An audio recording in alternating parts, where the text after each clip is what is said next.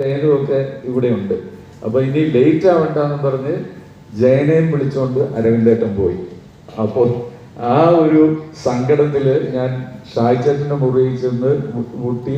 അവിടെ ഞാനിങ്ങനെ വന്നതാന്ന് പറഞ്ഞപ്പോൾ പറഞ്ഞു, അയ്യോ അവര് പോയല്ലോ, ഇനി ഏതായാലും 2-3 ദിവസം കഴിഞ്ഞേ വരുള്ളൂ, അപ്പൊ എനിക്ക് അസിസ്റ്റന്റ് ഇല്ല, എന്നാ നീ എന്റെ അസിസ്റ്റന്റ് ആയിട്ട് ഇവിടെ നിന്നോളാം ഷായ്ചേട്ടൻ. അങ്ങനെയാണ് ഷായ്ചേട്ടന്റെ കൂടെ ഞാൻ അസിസ്റ്റ് ചെയ്യാൻ തുടങ്ങി. പഞ്ചവടി പാലത്തിന്റെ ആദ്യത്തെ ഒരു 3 ദിവസം ഞാൻ കൂടെ ഉണ്ടായിരുന്നു. അങ്ങനെ തുടങ്ങിയൊരു ബന്ധം പിന്നീട് എൻ്റെ ഒരു പിതൃതുല്യനായിട്ടുള്ള ഒരു വ്യക്തിയായിട്ട് അരവിന്ദേട്ടൻ ജീവിതത്തിൽ മാറി.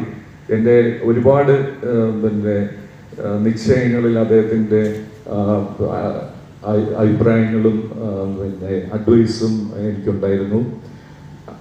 ഒരുപക്ഷെ ഈ പിറവിയുടെ ഷൂട്ടിങ്ങിന് ശേഷം